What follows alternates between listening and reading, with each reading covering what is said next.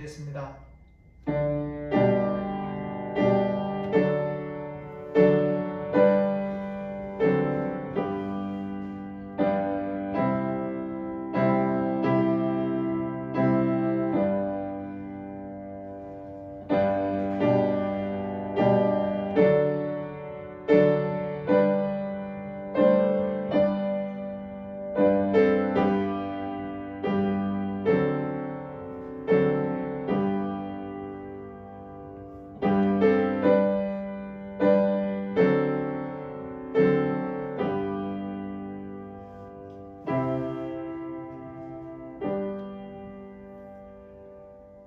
너희 모든 목마른 자들아 물로 나오라. 돈 없는 자도 오라. 너희는 와서 사 먹되 돈 없이 값없이 와서 포도주와 젖을 사라. 너희가 어찌하여 양식이 아닌 것을 위하여 은을 달아주며 배부르게 하지 못할 것을 위하여 수고하느냐. 내게 듣고 들을지어다. 그리하면 너희가 좋은 것을 먹을 것이며 너희 자신들이 기름진 것으로 즐거움을 얻으리라. 너희는 귀를 기울이고 내게로 나와 들으라. 그리하면 너희의 영혼이 살리라. 하나님 아버지 감사합니다. 오늘도 우리를 주님 앞에 불러주셔서 아버지 앞에 예배할 수 있도록 인도해 주시니 감사합니다. 지난 한 달여 동안 하나님 아버지 얼굴 보며 예배하지 못한 저희들 불쌍히 여겨주셔서 또 이 시간 주님 앞에 나와 예배하게 하시니 감사합니다. 우리 연약한 모습들을 주님 앞에 가지고 왔사오니 우리에게 들을 귀와 깨닫는 마음을 부어주시고 각자의 마음에 성령으로 역사해 주옵소서. 하나님이 기뻐 받으시는 예배가 되게 하여 주옵소서. 예수님의 이름으로 기도합니다. 아멘. 찬송가 43장입니다.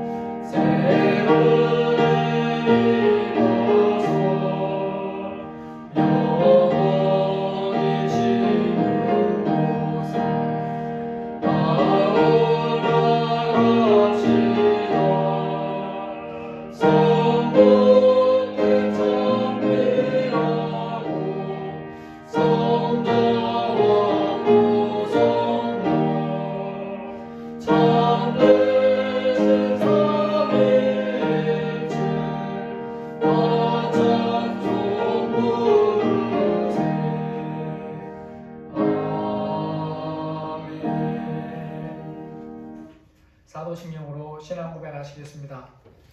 전능하사 천지를 만드신 하나님 아버지를 내가 믿사오며 그 외아들 우리 주 예수 그리스도를 믿사오니 이는 성령으로 잉태하사 동정녀 마리아에게 나시고 본디오 빌라도에게 고난을 받으사 십자가에 못 박혀 죽으시고 장사한 지 사흘 만에 죽은 자 가운데서 다시 살아나시며 하늘에 오르사 전능하신 하나님 우편에 앉아 계시다가 저리로서 산자와 죽은 자를 심판하러 오시리라. 성령을 믿사오며 거룩한 공예와 성도가 서로 교통하는 것과 죄를 사하여 주시는 것과 몸이 다시 사는 것과 영원히 사는 것을 믿사옵나이다. 아멘. 찬송가 620장 부르시고 박인희 권사님 대표기도 해주시겠습니다.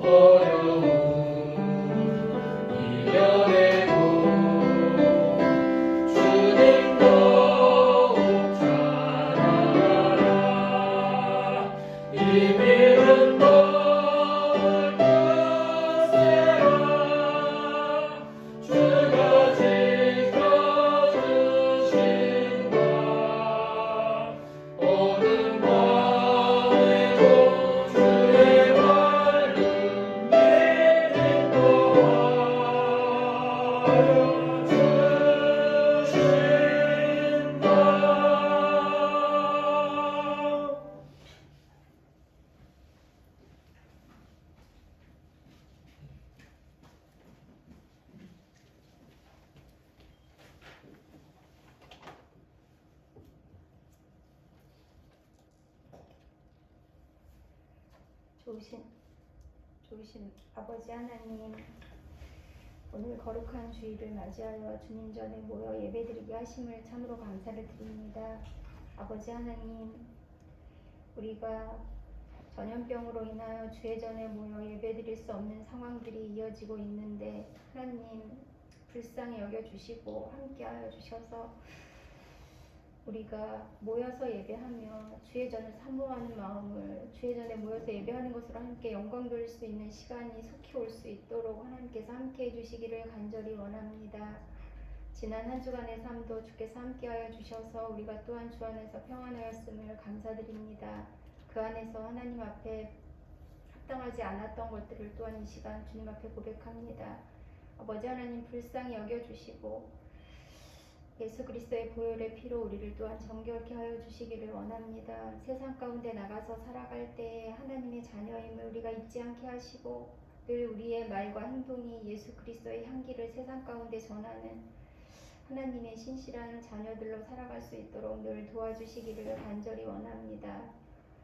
아버지 하나님, 우리 반석교회를 위하여 기도하오니 하나님 이 시간 이곳에 임하셔서 우리의 예배를 받아주시고 아버지 하나님 함께하여 주시기를 구합니다. 우리가 모여 주님 앞에 예배드리기를 힘쓰기를 원하오니 하나님 이곳에 함께하여 주시고 각 성도의 가정과 직장을 주께서 보살펴 주셔서 지금의 이 전염병 사태로 인하여 어렵거나 힘들지 않도록 주님 도와주시고 또 어렵고 힘든 그곳에 하나님이 함께하셔서 우리가 힘을 내어 더욱더 주님을 바라보며 살아갈 수 있도록 도와주시기를 간절히 원합니다. 하나님 아버지, 참으로 이 전염병은 야속하게도 힘없는 자와 약한 자, 연약한 자들에게 더욱더 가혹합니다. 하나님, 이곳에 관여하는 자들에게 하나님 지혜를 주셔서 속히 치료제와 백신이 개발되게 하시고 그것으로 인하여 우리가 다시 이전의 삶을 회복할 수 있도록 하나님께서 함께해 주시기를 원합니다. 또한 이 가운데서 믿는 우리들이 어떻게 해야 하는지를 알게 하시고 하나님 보시기에 합당한 모습으로 우리가 구하며 하나님의 뜻을 바라볼 수 있도록 도와주시기를 간절히 원합니다.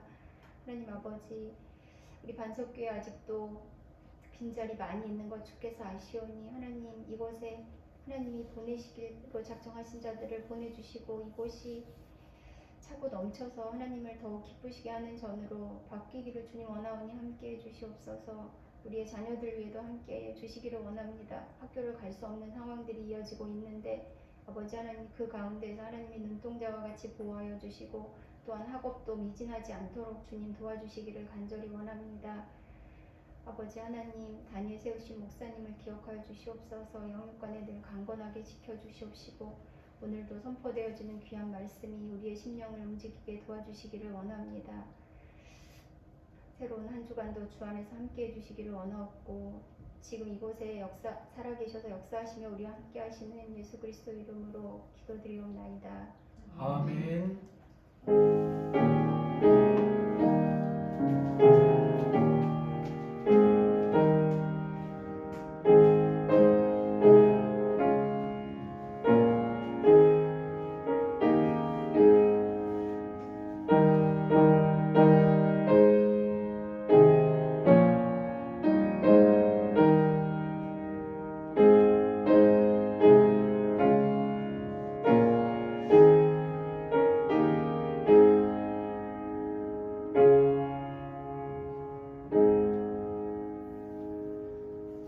하나님 말씀 로마서 15장 1절에서 7절 말씀입니다.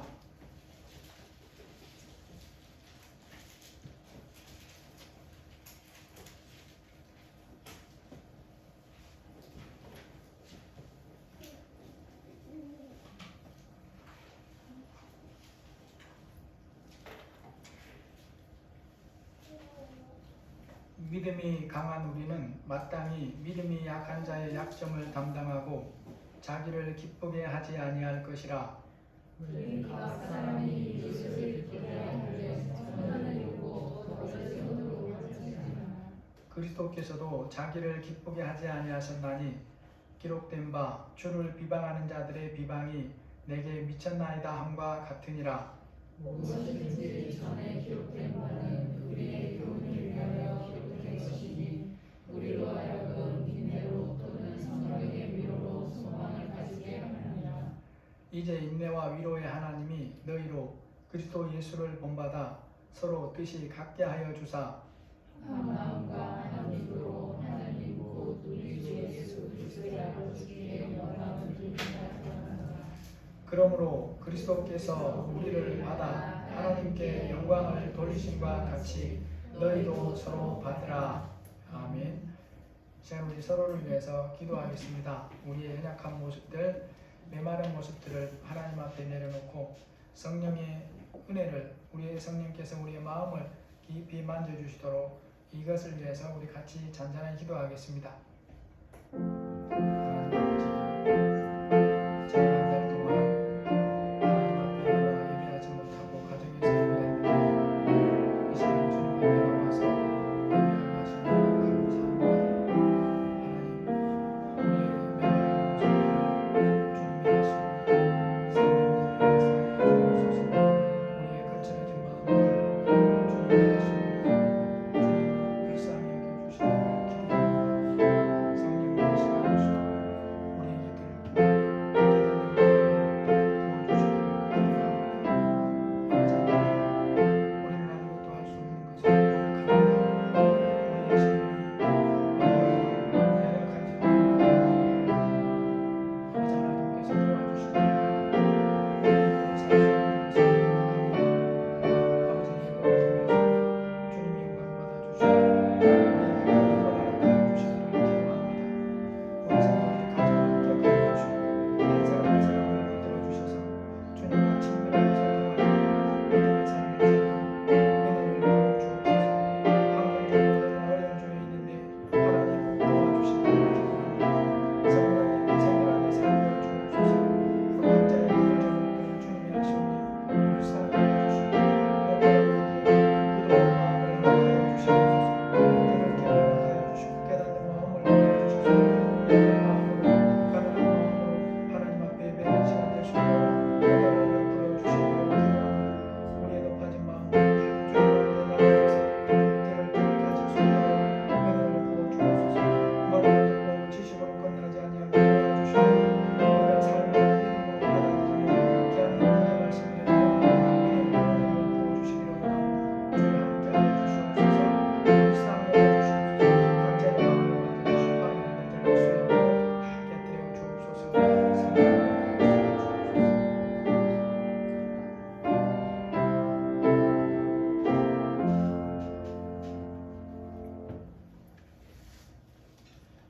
우리나라가 인구 구성의 비율 면에서 보면 미국과 같은 다민족은 되지 못합니다만은 민족에 들어와 있는 숫자에서 보자면 우리도 이제 어느 정도 다민족 나라가 된 것 같습니다. 피부색으로 보면 흑인도 있고 백인도 있고 세부적으로 보면 훨씬 더 많은 그런 민족들이 지금 이 땅에서 살아가고 있습니다. 우리나라가 이런 나라가 되었다는 것을 보여주는 대표적인 경우가 하나 있습니다. 지난 8월 달에 전국 축의 중고등 육상대회에서 남자 2관왕을 했던 사람이 이름이 비회사라고 하는 학생입니다. 이 학생의 피부색은 전형적인 흑인입니다. 물론 어머니 아버지가 흑인이죠. 그런데 우리나라에 들어와서 귀화를 한 게 아니고 우리나라에서 태어나서 자라서 성장한 그런 순수 한국인이에요. 똑같이 한국어를 당연히 사용합니다. 방송에 비치는 모습을 잠시 봤는데 같은 학교 학생들이 그를 전혀 외국인이라고 취급하지 않아요. 동급생으로 즐겁게 학교 생활을 하는 걸 봤습니다. 왕곡 고등학교 학생인데 그가 육상을 시작한 지 불과 한 2년밖에 안 됐다 그래요. 그런데 얼마나 재능이 있는지 제2의 우사인 볼트가 되겠다는 꿈을 가지고 지금 열심히 하고 있습니다. 그 학생이 그렇게 잘 어울릴 수 있었던 이유가 뭐겠습니까? 그 학교 학생들, 선생님들이 받아주었기 때문에 그렇습니다.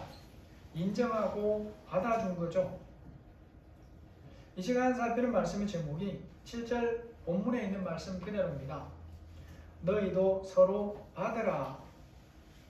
그리스도께서 우리를 받아 하나님께 영광을 돌리신 것 같이 너희도 서로 받으라 라고 말씀합니다. 이것을 우리 주변에서 볼 수 있는 것 중에 뭘로 비유해 볼 수 있을까 생각을 해봤습니다. 무지개는 색깔이 몇 가지입니까? 승우야, 무지개 색깔이 몇 가지지? 7가지. 누구나 다 아는 사실이죠? 7가지가 명백해요. 그리고 7가지는 각자 다른 색이어서 선명하게, 혹은 뭐 아주 선명하진 않아도 눈으로 확인할 수 있도록 분별이 되게 다릅니다. 그런데 그 다른 것들이 무지개라는 하나 속에서 서로가 서로를 이웃으로 받아주어서 하나를 이루고 있다는 것입니다. 이웃과 단절되지 아니하고 옆에 있는 것과 단절되지 아니하고 연결되어서 하나를 이루고 있습니다. 이러한 모습이 서로를 받아주고 있다는 한 예가 될 수 있다는 거죠. 전혀 색은 다른데 서로를 받아줌으로 무지개라는 하나를 이루는 것입니다. 이 시간 살피는 말씀의 제목에서 너희는 서로 받으라 라고 하는 의미가 서로를 인정하고 수용하라 라는 그런 뜻입니다. 그냥 아무렇게나 너도 좋고 나도 좋으니까 받아주라 그런 의미는 아니고, 하나님의 말씀의 교훈 안에서 서로가 서로를 받아주어서 그렇게 주님이 말씀하는 공동체를 이루어 가라 라고 하는 말씀이죠. 여러분, 모든 것이나 많은 부분이 각기 다른 사람들이 모여서 주님의 말씀을 따라 공동체를 이루어가기 위해서는, 그런 가정과 교회가 되어가기 위해서는 우리가 알고 해야 될 일이 있습니다. 오늘 15장 1절에서 여기에 대해서 말씀하는 것이, 믿음이 강한 우리는 마땅히 믿음이 약한 자의 약점을 담당하고 라고 말씀합니다. 그래서 우리 이런 말씀을 통해서 그리스도 안에서 주님이 바라시는 공동체를 이루어가기 위해 우리가 분명히 알아야 될 것이 있고 분별하고 대처해야 되는 것들이 있구나 라는 걸 볼 수 있습니다. 어떤 것들이 하나님이 원하시는 그런 가정 공동체나 교회 공동체를 이루어가는 것을 방해하는가를 볼 수 있다라는 거죠. 어떻게 해결해 가는가도 볼 수 있습니다. 먼저 우리가 생각해야 될 것은, 예수님을 그리스도로 믿는 사람들이 이후의 삶에서 주님이 원하는 그런 가정이나 교회 공동체를 이루지 못하도록 방해하는 것은 외부에서 오는 게 아니더라라는 거죠. 물론 외부 것도 있습니다만은 가장 중요한 핵심의 방해는 외부에서 오는 게 아닙니다. 우리는 생각할 수 있습니다. 국가가 교회를 억압하거나 방해하기 때문에, 보이는 여러 가지 어려움이 있기 때문에 주님이 원하시는 공동체를 이루어가지 못하는 게 아닌가, 이런 생각들을 하기 쉽습니다. 그런데 주님이 이루라고 하는 공동체를 이루지 못하도록 방해하는 것, 로마서 15장에서 첫 번째로 말씀하는 것은 외부에서 오는 게 아니라 믿는 사람들 내부에 있다라고 하는 말씀이에요. 믿는 자들 사이에 믿음의 수준이 다르고 거기에서 나오는 가치가, 아니 생각이나 삶이, 태도가 다른 것이 첫 번째 문제가 된다는 것입니다. 우리의 모든 것을 아시는 하나님이 이 부분을 오늘 말씀을 합니다. 그래서 우리가 이 부분을 살펴보는 것이 너무 중요해요. 우리는 각자가 가진 가치관이나 신념이 소위 말하는 진보나 보수라고 하는 것들이 사람 사이에 때로 큰 차이를 만든다고 생각하고 있는 그런 사이에서 우리가 살아가고 있습니다. 어떤 가정에서는 이것이 다름으로 인해서 부모 자녀 사이에, 부부 사이에 크고 작은 다툼이 생기기도 하고 심하면 싸움이 일어나기도 해요. 지난 주간에 정기노회를 앞두고 피할 수 없이 시차례로 모였습니다. 혹시라도 모르기 때문에 야외에서 모였고, 야외에서 있는 동안에도 마스크를 하고 대화를 합니다. 건물에 들어가는 것은 화장실을 사용할 때 뿐이에요. 가장 몸을 사리는 게 목사들입니다. 왜요? 마스크를 쓰고 말을 할 수 없으니까 다 그렇게 예방을 합니다. 교회와 믿는 자들이 처한 현실에 대해서 안타까움을 나누고 기도하고 그러는데, 그 중에 자기의 신념을 따라, 가치관을 따라 얼마나 다를 수 있다는 것을 확인하는 그런 시간이 되기도 했어요. 어떤 부분에 대해서는 거기에 모인 전부가 그 사람의 의견에 귀를 기울이는 것 같지도 않고 조금도 공감한다는 표현이 없는데도 끝까지 자기 생각을 주장하는 그런 사람이 있어요. 여러분, 그래도 조금 목사라면 들어주는 부분에서 예의를 차리려고 애를 씁니다. 그런데 분위기가 보면 어떠하다는 것을 알 수가 있잖아요. 그래서 더 말하고 싶더라도 이제 중단해야 되겠다는 것을 본인이 알만한데 아무도 안 듣는데 끝까지 자기 말을 다 해요. 그럴 정도로 신념이 다르고 가치관이 다른 것이 서로를 갈라지게 할 수 있어요. 잘못 다루어지면 그런 것입니다.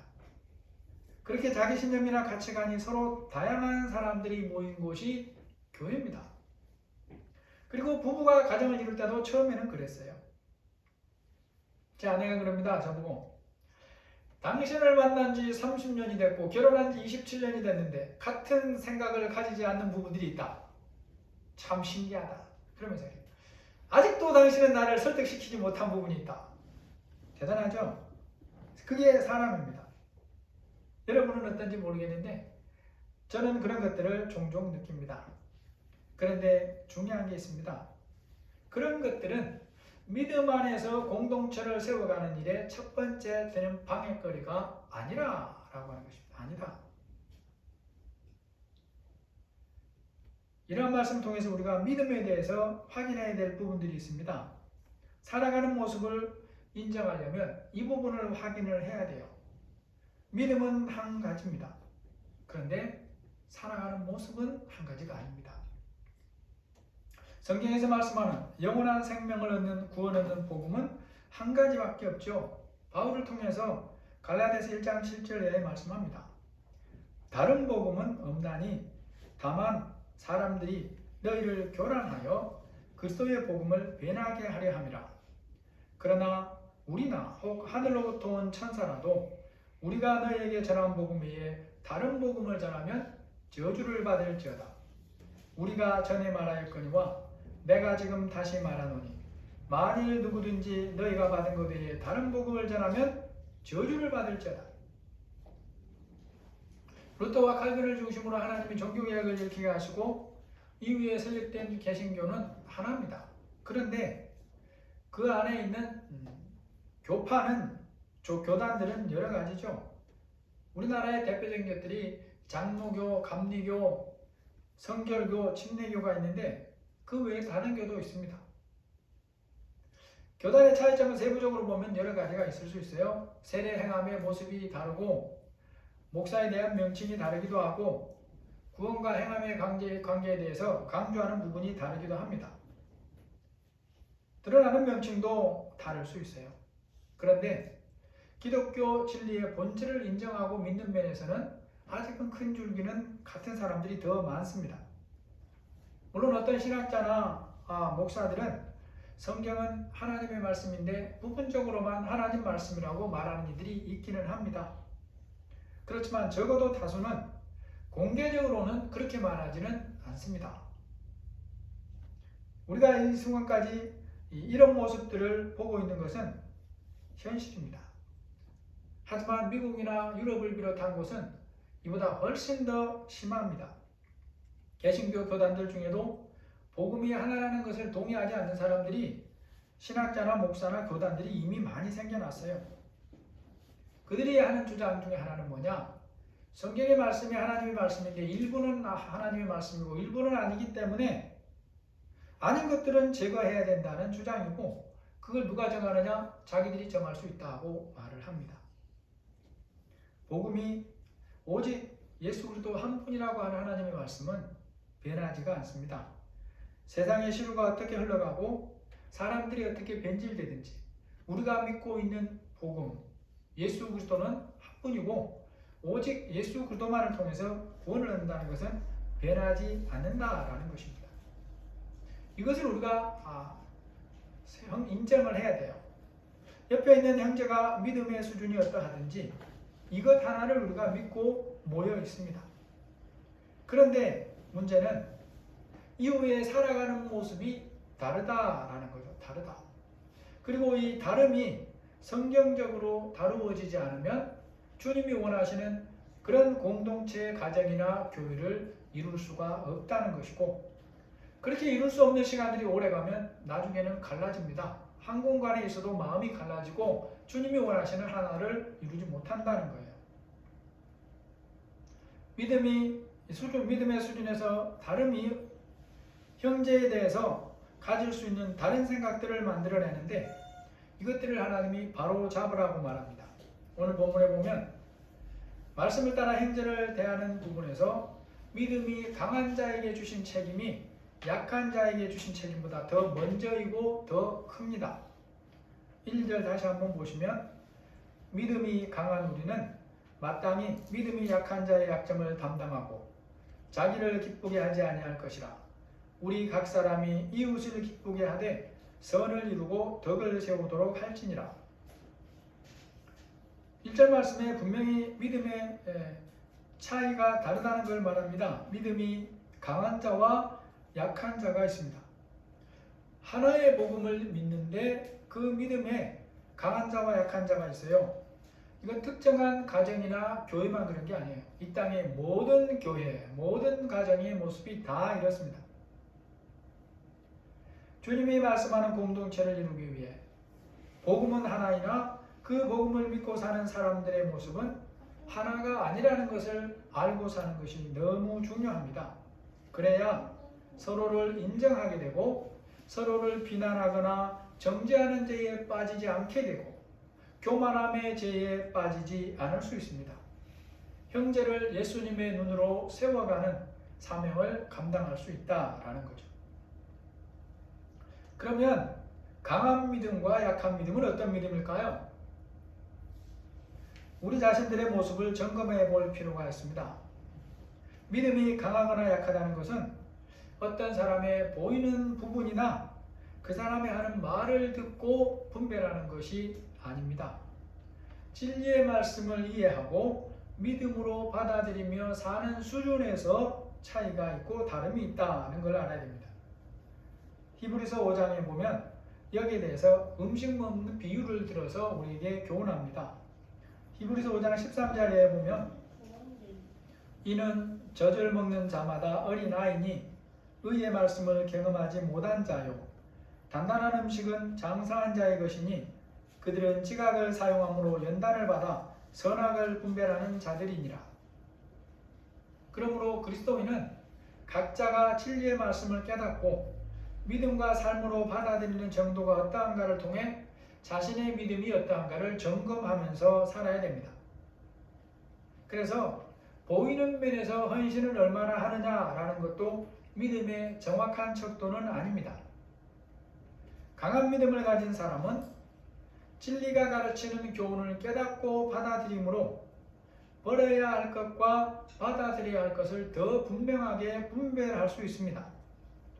사람들이 좋아하는 말, 듣기 좋아하는 그럴듯한 말과 진리가 가르치는 것이 어떻게 다른가를 분별하고 말씀의 교훈을 따라 살기 위해 몸부림을 한다라는 거죠. 여러분, 사람들을 선동하는 현장에 가서 보면, 그런 사람들을 보면 그 사람들이 하는 말이 말이 없는 사람들 하는 말보다 훨씬 더 그럴듯하게 들려요. 그런데 그것을 객관적으로 살펴볼 때, 더군다나 진리에 비추어 볼 때 이게 과연 그러한가?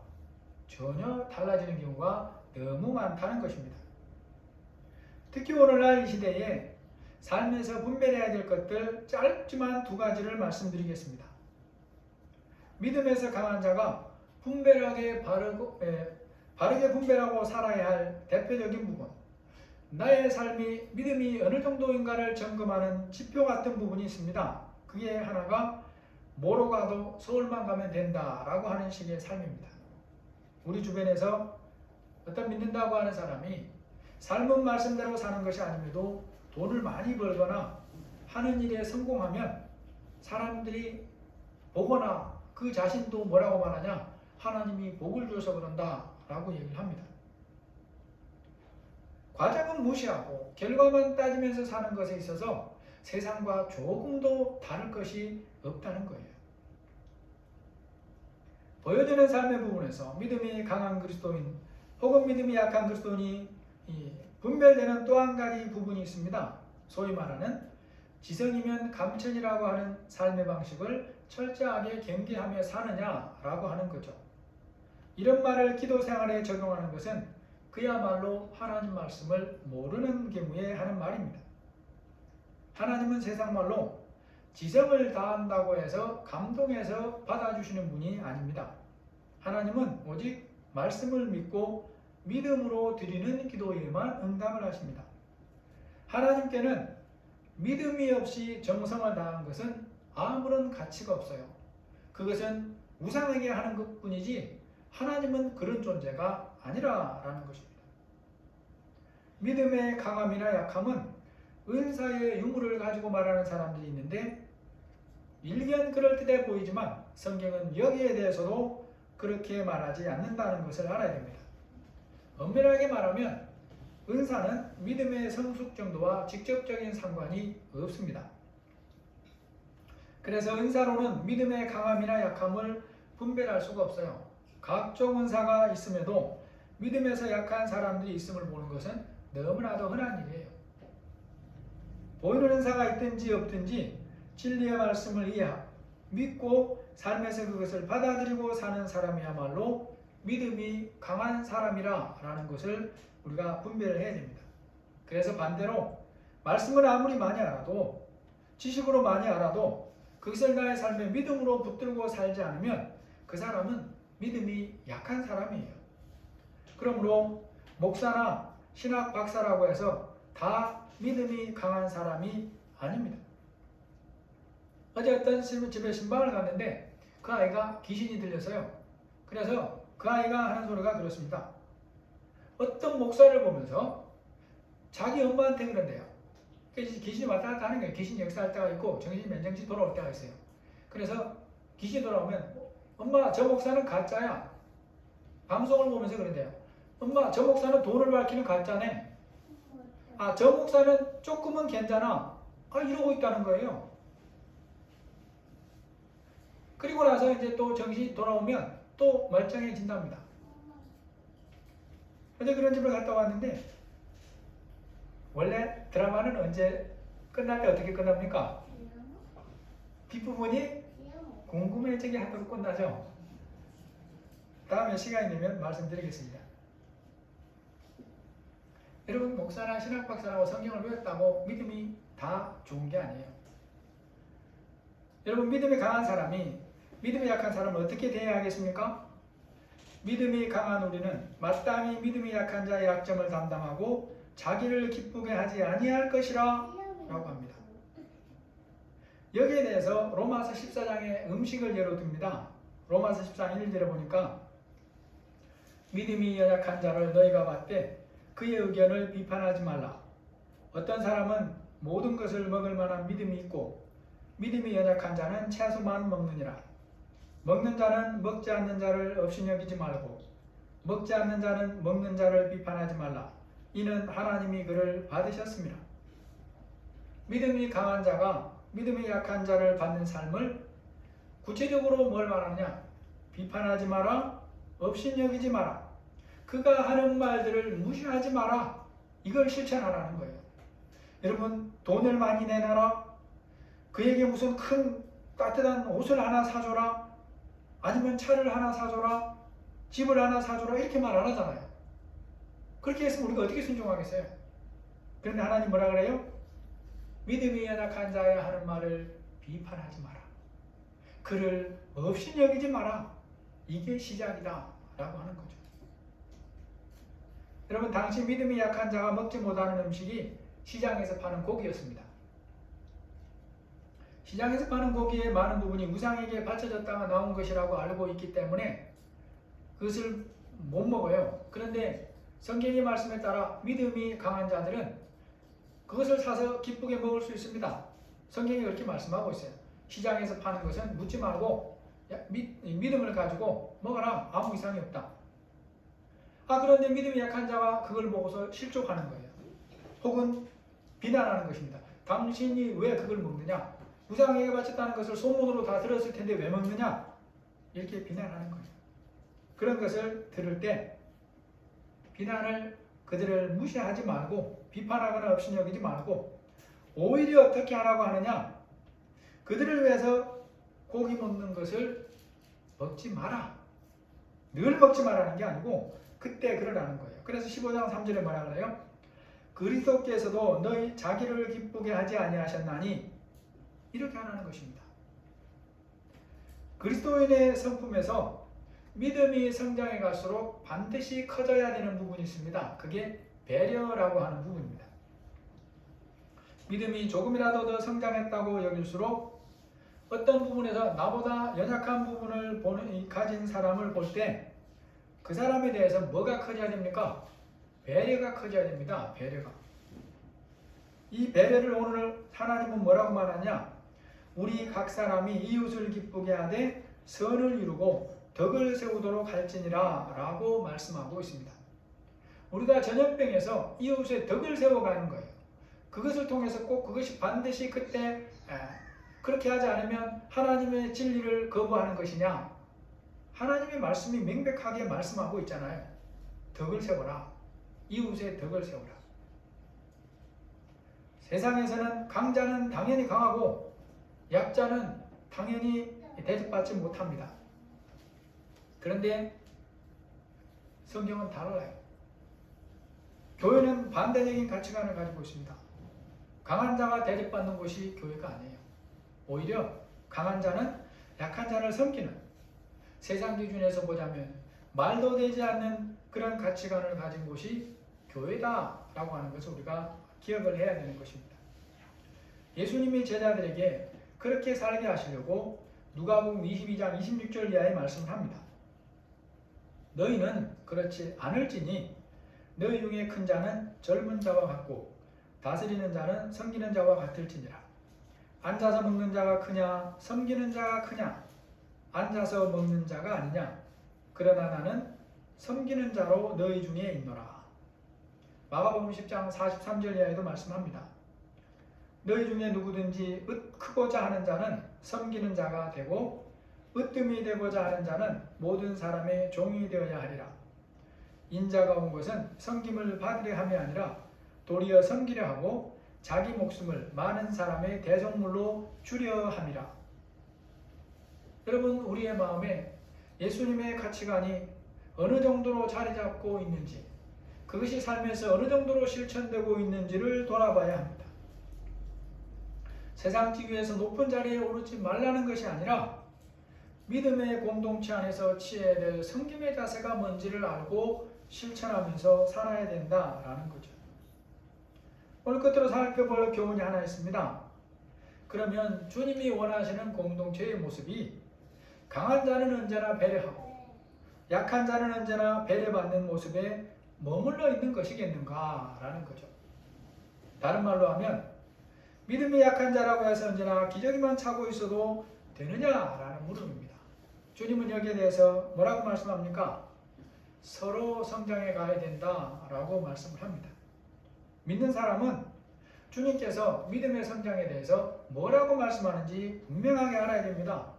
살아있는 건강한 믿음은 반드시 성장하게 되어야 된다라는 거죠. 물론 성장하는 속도는 각기 다릅니다. 어린아이 때 성장 속도와 10대 초반의 성장 속도와 10대 중반의 성장 속도가 달라요. 믿음도 그렇습니다. 각자 성장하는 속도가 달라요. 건강한 믿음이면 반드시 성장해야 된다는 것이 핵심입니다. 그래서 믿음이 성장하지 않는다면 잘못되었거나 병든 믿음이에요. 믿으면서도 성장해가지 않는 사람에 대해서 하나님이 이렇게 탄식하고 책망하십니다.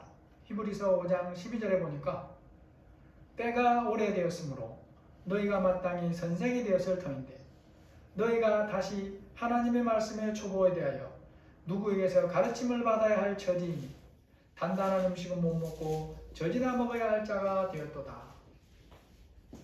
지금 수구가 엄마 젖을 먹는다면 여러분이 어떻게 보겠습니까? 와, 잘한다 그러겠습니까? 아니죠.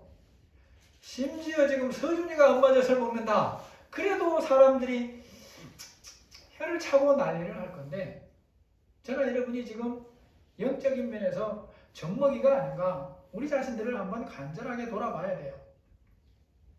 뿌리가 깊지 않은 나무는 특별히 강하지 않은 바람에도 쉽게 넘어져 버립니다. 나무가 넘어지면 뿌리가 드러나죠. 그런 상태에서는 대부분이 말라 죽습니다. 살아있어도 살아있는 게 아니에요. 나무답게 살지 못해요.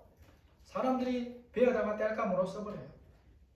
여러분 믿기는 하지만 진리의 깊은 뿌리를 내리지 못하면 믿음이 약한 상태로 머물러 있으면 그와 같이 된다는 것입니다. 하나님이 우리에게 주시려는 깊은 진리의 은혜, 진리를 알지니 진리가 너희를 자유케 하리라고 하신 이 최고의 수준, 하나님의 은혜의 높은 수준을 맛보면서 살지를 못한다는 것입니다. 믿음의 공동체에 속한 모두가 이후의 삶에서 건강하게 성장해 갈 때 하나님이 바라는 수준이 오늘 4절에서 6절까지입니다.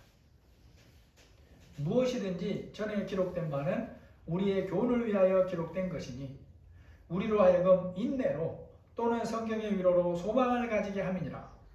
이제 인내와 위로의 하나님이 너희로 그리스도 예수를 본받아 서로 뜻이 같게 하여 주사 한 마음과 한 입으로 하나님 곧 우리 주 예수 그리스도의 아버지께 영광을 돌리게 하려 함이라. 여러분 믿은 후에 한 마음과 한 입으로 하나님께 영광을 돌리는 이런 모습으로 서로가 성장해 가는 것이 하나님의 뜻입니다. 이건 특정한 기간이나 특정한 사건을 경험했다고 다 되어지는 것이 아니에요. 우리가 이때 알아야 될 것은 우리가 나보다 좀 더 연약한 부분을 가진 행태를 예수님의 마음으로 세워갈 때 알아야 될 게 있습니다. 인내가 필요하고 성경의 위로와 성령의 위로와 소망이 필요하다라는 걸 알아야 됩니다. 왜냐하면 우리가 가정에서나 교회에서 이렇게 나보다 연약한 자를 세워갈 때에 배려할 때에 이게 대가 없이 거저되어지지가 않아요. 나는 아무런 손해보는 것이 없이 아무런 인내함도 없이 그냥 되어지는 것이 아니라는 것입니다. 때로 나는 믿음을 따라 하나님의 감동을 따라 최선을 다하는데도 상대방이 받아들이지 않을 수 있어요. 상대방은 거의 성장하지 않는 것처럼 보일 수도 있어요. 그러할 때 실망하는 마음이 들기도 합니다. 그러한 어른이를 만날 때 나에게 첫 번째로 필요한 게 뭐라 그랬습니까? 인내가 필요하다. 이런 기도하지 마라 그랬죠. 하나님 제게 인내를 주시옵소서. 빨리 주시옵소서. 이런 인내는 앞뒤가 안 맞는 것입니다. 인내는 말 그대로 시간 속에서 연그러지는 게 인내라고 하는 거예요. 뿐만 아니라 그 인내할 때 그냥 스프링 누르듯이 인내하라고 하나님이 말씀하지 않아요. 감사하게도 성령의 위로와 소망을 붙들고 인내하라 라고 말씀합니다. 그러니까 우리가 할 수 있는 거예요. 그럴 때 예수님이 우리에게 권면하는 게 있습니다. 너희를 받아준 나를 생각하면서 너희도 그렇게 하기를 바란다. 이게 7절이에요. 그러므로 그리스도께서 우리를 받아 하나님께 영광을 돌리심과 같이 너희도 서로 받으라. 여기서 말씀하는 서로에는 내가 바라는 사람만 있는 게 아닙니다. 오히려 그렇지 못하는 사람이 더 많아요. 나와 다른 사람들이 더 많습니다. 사랑하고 한 핏줄 된 가족 안에도 그 믿음의 수준은 각기 다릅니다. 그렇기에 우리가 예수님의 마음을 닮아 성장해 가야 서로를 받아줄 수 있습니다. 믿음이 약한 자도 함께 성장해 가야 하나님의 말씀에 순종하는 자가 될 수 있다는 것입니다. 오늘 말씀을 정리해 봅니다. 우리를 받아주신 예수님이 말씀합니다. 너희도 서로 받으라. 우리가 살고 있는 이 대한민국 현실은 물론이고 믿는다고 하는 사람들의 모습에서 어쩌면 오늘날처럼 갈라진 모습으로 사는 시대가 없었을지도 모릅니다. 그러한 속에서 믿는 우리가 마땅히 해야 될 역할, 살아야 할 삶이 있습니다. 믿는 우리가 말씀의 교훈을 따라 서로 세워가는 그런 공동체가 되어가야 하는 것입니다. 우리의 가정들이 그렇게 되어가야 되고 우리의 교회가 그렇게 되어가야 됩니다. 여러분이 새벽 시간에 읽으시는 레미야서를 보면 31장 8절에 바벨론 포로에서 돌아오는 공동체의 모습을 이렇게 소개합니다. 보라, 나는 그들을 북쪽 땅에서 인도하여 땅 끝에서부터 모으리라. 그들 중에는 맹인과 다리 저는 사람과 잉태한 여인과 해사라는 여인이 있으며 큰 무리를 이루어 이곳으로 돌아오리라. 여러분, 맹인이 앞을 보는 거 봤습니까? 저는 사람이 바르게 걷는 거 봤습니까? 잉태한 여인이나 해사라는 여인은 같이 걸어갈 수 있습니까? 배려가 없이는 불가능합니다. 하나님께서 우리에게 이러한 마음으로 이러한 자들을 함께 세워가라고 말씀합니다. 우리 공동체가 영적으로 보면 이런 자들이 함께 세워져가는 그런 공동체가 되는 게 하나님의 뜻입니다. 우리에게 어느 때보다 더 절실하게 예수님의 이 마음이 필요합니다. 우리가 예수님의 마음을 닮아 형제를 돌보고 세워감을 감당해야 되고, 특별히 이 땅의 이 교회와 성도들이 이 사명을 잘 감당하도록 함께 기도함이 필요합니다. 하나님이 찾으시는 의인 한 사람, 의인 10사람이 되시는 우리가 되시기를 예수님의 이름으로 축복합니다. 하나님 아버지, 신념으로, 가치관으로, 여러 가지 이유로 교회 안에서는 믿음이 다름으로 각자가 달라지는 삶, 갈라질 수밖에 없는 환경 속에서 사는 우리에게 하나님이 말씀합니다. 예수님이 우리를 받아주신 것처럼 너희도 서로 받으라고 말씀합니다. 주님, 우리에게 다 연약함이 있고 나보다 또 다른 연약함을 가진 그런 형제들이 있습니다. 하나님, 우리가 그리스도 예수 안에서 예수님의 마음을 닮아서 우리의 가정과 우리의 교회가 하나님이 원하시는 공동체의 모습으로 성장해 갈 수 있도록 도와주시기를 기도합니다. 우리의 믿음이 서로 성장하게 하여 주시고 배려하는 마음에서 자라가게 하여 주시고 연약한 자를 업신여기거나 비판하지 않는 예수님의 마음으로 대하는 우리가 될 수 있도록 은혜를 더하여 주옵소서. 특별히 이 시대의 한국교회와 하나님의 백성들이 이러한 사명을 잘 감당할 수 있도록 도와주옵소서. 예수님의 이름으로 기도합니다. 아멘. 찬송가 222장입니다.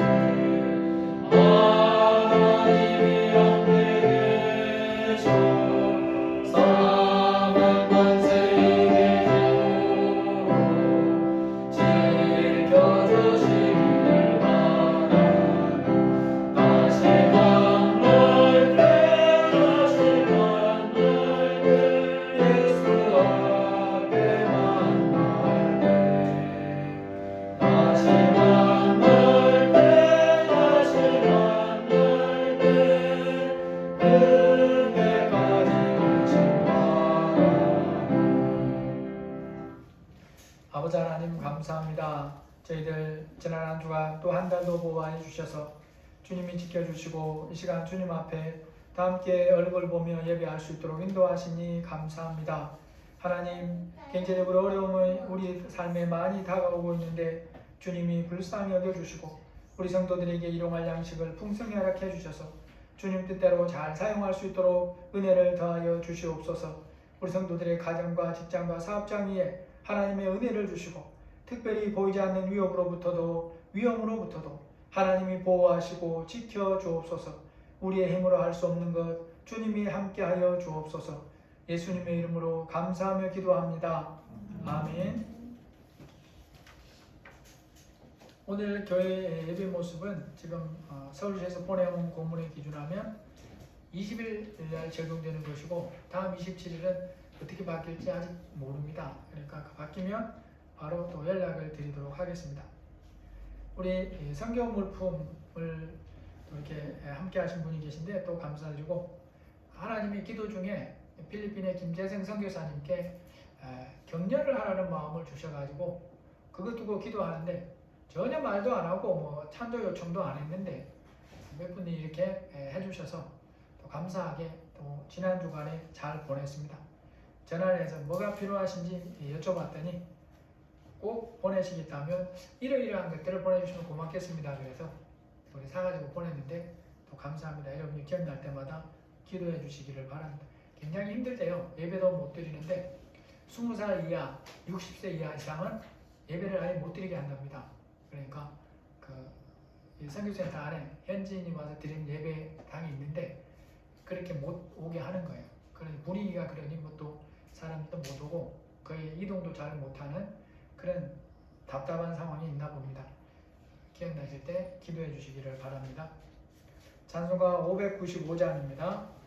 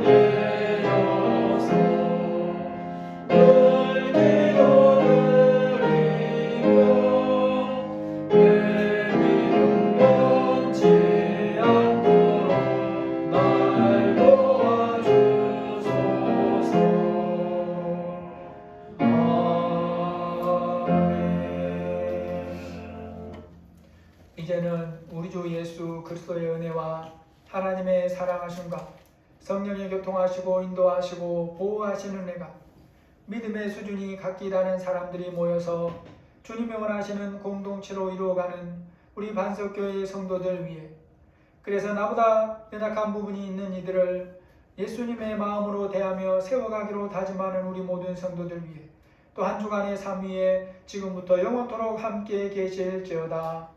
아멘.